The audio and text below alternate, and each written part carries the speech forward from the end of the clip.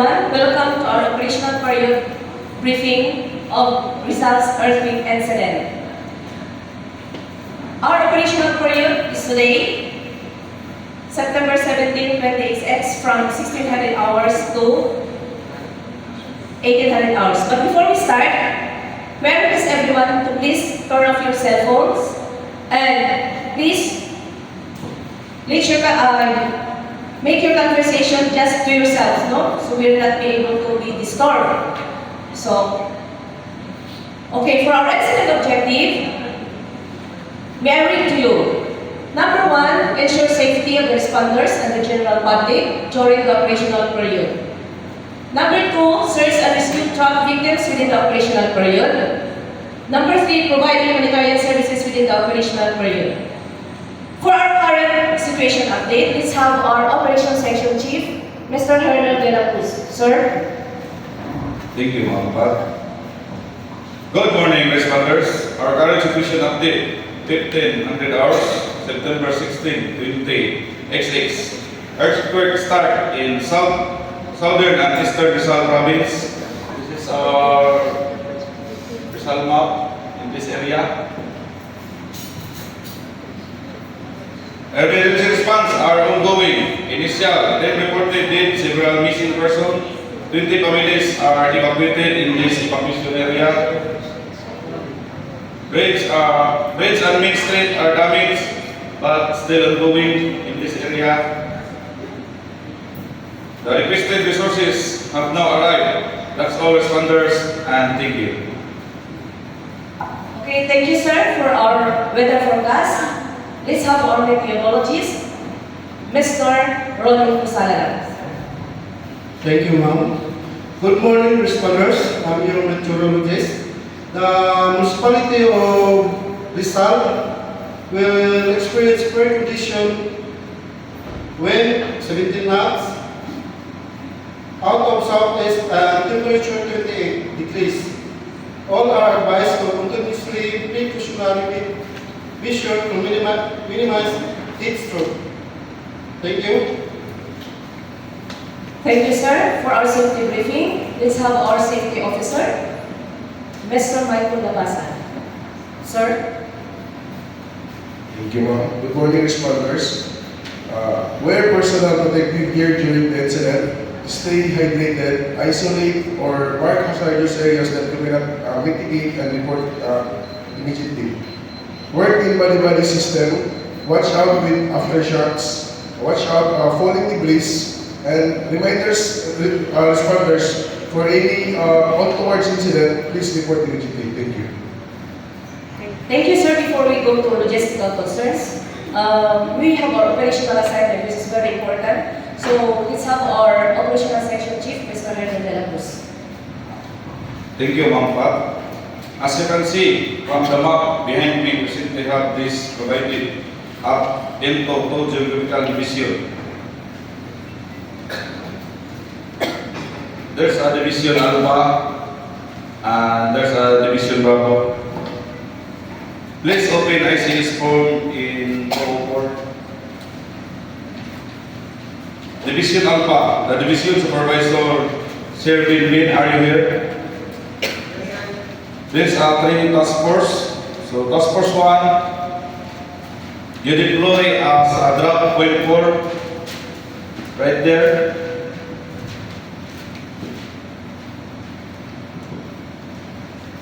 Your mission is search and rescue operation at the house.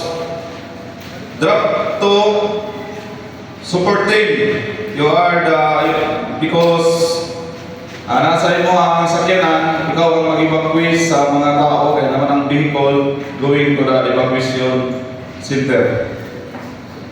Task Force 3, provide medical service, relief goods, and psychological support.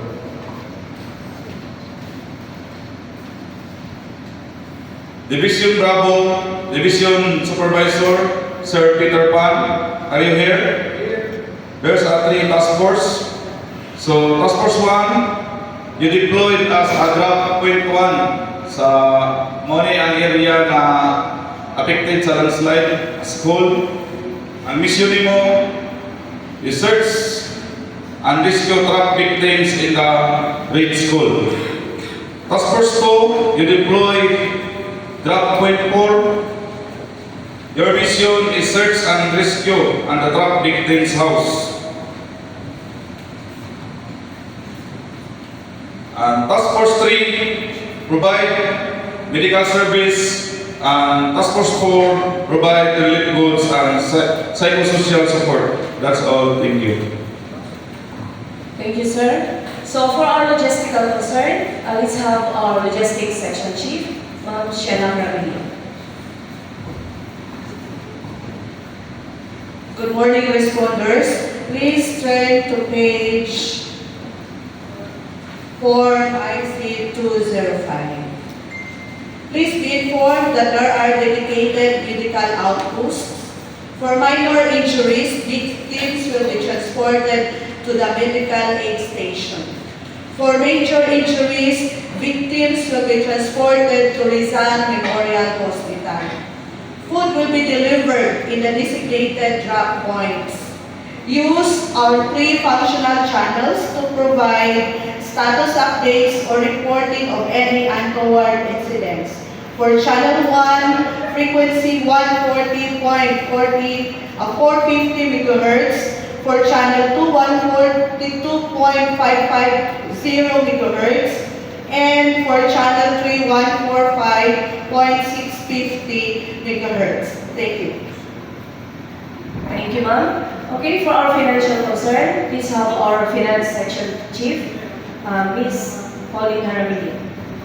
Good morning, guys. May I remind you to make sure that all your men be properly reported before entering the area of operations. Don't forget to check in or time in. Also have some rules set in the camp. Smoking is only allowed in designated areas. However, drinking of liquor is prohibited. Thank you. For financial plan and updates, let's have our public information officer, Mr. Dan Anthony Sarowinis. Thank you, Ma'am Pat. Good morning, responders. You're gonna see a lot of media people around the scene today from ABS, CPN, TV Patrol, GMA, 24 Horas, TV5, and others. If they approach and ask you, please refer them to me because we have our intended media briefing this afternoon, 1700 hours at ICT Function Hall. In your incident action plan, you will see a list of our contact information. Thank you. To represent our cooperating agencies, we have our liaison officer, Mr. John Samson. Sir. Thank you, ma'am. Good morning, responders. I already contacted some cooperating agencies for our food provisions. I already coordinated some stakeholders like Jollibee, McDonald's, Friends Hyper, and Friends Hypermart. Thank you. Thank you, sir. So for our closing comments, let's have our incident commander, Mr. Primo Calo. Sir. Good morning, everyone. Responders, our operational briefing is almost over and everything is already in place. Should there be any concern, clarification, or question, you may bring it out with your respective section chief after this operation briefing. Always remember that your safety is of utmost importance, and if the situation is too difficult, you have to coordinate with accordingly. Rest assured that our response will be closely monitored, and should there be any incidental event that may occur during the operational period, your incident commander will be promptly responding to mitigate the situation. Precious lives are at stake, and your expertise in responding this incident will be of help in reducing loss of life. Make sure that after the operational period, everyone will be back safe and sound. Congratulations in advance for the job well done, and God bless. Thank you, sir. Thank you, responders. Thank you all. Okay, for our next briefing schedule will be tomorrow, September 18, 530 hours at the same time. Okay, for our breakout session, For Division A, you meet in that area, and for Division B, you can meet outside, and for our medical team, still outside at the parking area. So thank you and good morning.